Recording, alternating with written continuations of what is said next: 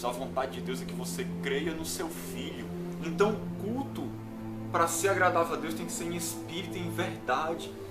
Porque o que Deus mais quer neste mundo é salvar pessoas. Será que você tem andado como um cristão de verdade? Não existe nada que a gente faça que possa comprar a salvação, porque Jesus já conquistou ela na cruz por nós. Jesus disse que conhecia também a pobreza deles. Ele diz, conheço a tua pobreza, mas tu és rico. Essa aqui era outra realidade da igreja de Esmirna. A igreja de Esmirna era pobre. Melhor dizendo, a igreja de Esmirna era miserável. Miserável. E essa informação é interessante porque essa realidade da igreja de Esmirna, ela destrói, ela faz cair por terra toda essa pregação falsa que é pregada em muitas igrejas hoje, que diz que se você é cristão, você tem que ser rico. Você tem que ter o melhor dessa terra, você tem que ter muitos bens, você tem que fazer sucesso, você tem que viver uma vida muito próspera, ser uma pessoa reconhecida nessa sociedade como alguém de sucesso, alguém que conquistou tudo, alguém que está no topo da pirâmide. Essa é a mensagem que é pregada hoje para as pessoas, que se elas crerem em Jesus, elas vão ser abençoadas com muitos bens materiais e vão enriquecer. E essa pregação é uma grande mentira. E essa igreja é uma prova histórica de como essa pregação é uma mentira. Porque essa igreja era miserável. Eu não estou aqui fazendo apologia da miséria, dizendo que é a vontade de Deus que as pessoas sejam miseráveis. Não, essa não é a vontade de Deus. Mas nós vemos o quê? Devido às circunstâncias humanas, de perseguição, de maldade de outras pessoas, nós não estamos isentos de sofrer. Porque Deus nunca disse que ia tirar a liberdade das pessoas de fazer o mal, ou que ia nos livrar de todo o sofrimento nessa terra. Deus nunca disse isso. Jesus até falou assim, no mundo vocês vão ter aflições, mas tem de bom ânimo, eu venci o mundo. Ele preparou a igreja, antes mesmo de subir aos céus, para a perseguição que viria, dizendo que as pessoas odiariam os discípulos porque odiaram a ele primeiro. Então ele preparou a igreja. E aí nós vemos nessa igreja de Esmirna se cumprindo essa realidade. A maldade das pessoas estava atingindo aqueles irmãos. O diabo, usando aquelas pessoas, estava atacando ferozmente aquela igreja. Claro que com a permissão de Cristo. Cristo não interferiu naquele momento ali. Eles estavam passando por um momento de extrema tribulação e perseguição, e isso trouxe pobreza. Não era uma pobreza pelo fato deles não trabalharem. Era uma pobreza que vinha por causa da perseguição, da situação difícil da igreja. Uma coisa interessante é que havia duas palavras gregas para pobreza. Era penia, que é o pobre que não tem o supérfluo, ou seja, as coisas que a gente pode deixar de lado. Mas é o pobre que tem o necessário para viver. A palavra usada era penia. Mas existia uma outra palavra que era pitocheia, que é o pobre que não tem nem o essencial. Não tem nem o essencial para viver, nem o necessário para viver. A palavra grega era pitocheia, que é exatamente a palavra que é usada aqui para a pobreza. Então aqueles irmãos, eles não tinham nem o essencial. Eles passavam fome. Conta a história que havia uma família de um homem chamado Nicodemos, que eles tinham 1/10, não é o Nicodemos lá de João 3 não, é outro. Ele tinha 1/10 de uma empresa de estanho em Roma.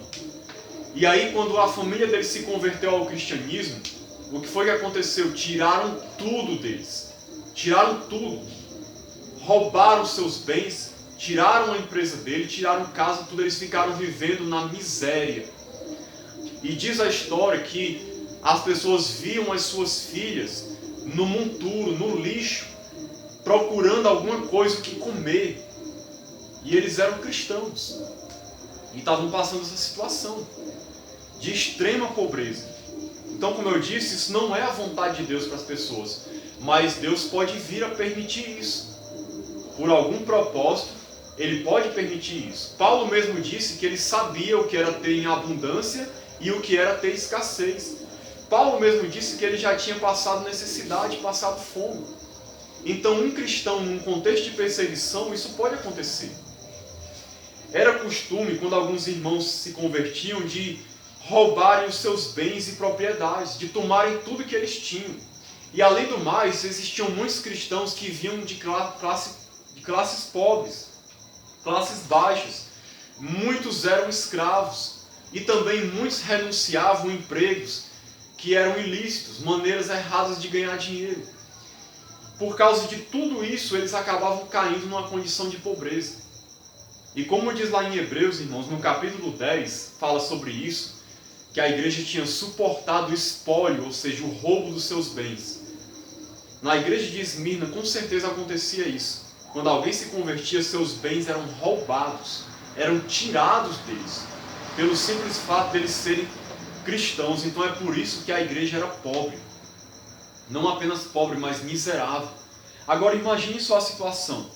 Além de perseguição, prisão, tortura, aflição, você de repente ser chicoteado, ser aprisionado, ser agredido, humilhado psicologicamente, você ainda não ter nem o que comer, o que vestir, onde morar. Imagine a situação desses irmãos, como era difícil. Mas era a igreja de Cristo aqui, era a igreja de Jesus.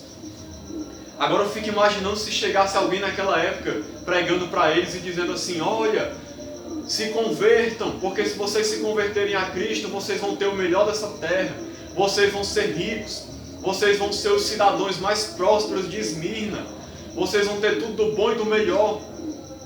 As pessoas iam era rir dessa pregação, iam era ridicularizar essa pregação, iam ver o quanto ela é falsa.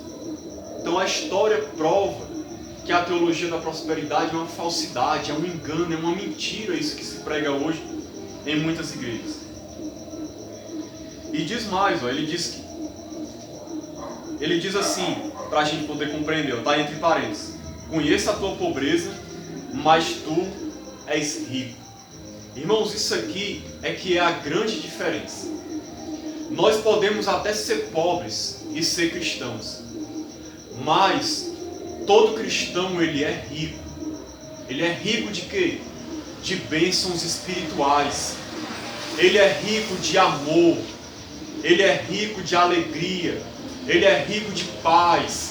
Ele é rico de perdão. Ele é rico de comunhão com Deus. Ele é rico da glória de Deus na sua vida. Ele é rico da restauração que foi feita nele, de todas as bênçãos celestiais que foram dadas a ele, da aliança que ele tem com Deus, da vida eterna, da esperança que ele tem da volta de Cristo, do seu coração restaurado. Ele é rico das bênçãos celestiais, das bênçãos espirituais. Então de que adianta ser rico nesse mundo e ser pobre no sentido espiritual, ser miserável? É muito melhor você ser pobre, mas ser rico para com Deus. E eu não estou querendo dizer aqui que todo cristão vai ser pobre. Pode acontecer de um cristão ser abençoado com bens materiais, de acordo com o propósito de Deus, mas isso não é a regra. Agora, ser rico espiritualmente, essa é a regra.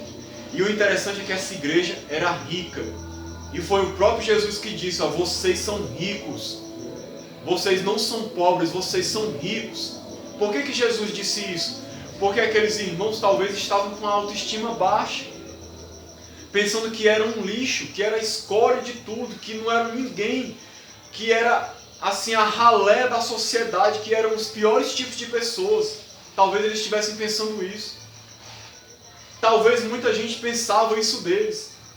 Mas Jesus chega para eles e diz: olha, vocês são ricos. Não pensem que vocês são miseráveis, vocês são ricos. As verdadeiras riquezas, quem tem, são vocês. Então esses irmãos não estavam em pecado por serem pobres. Não era por falta de fé que eles eram pobres. Era uma situação que não dependia deles. Foi por causa da perseguição, mas eles eram ricos para com Deus.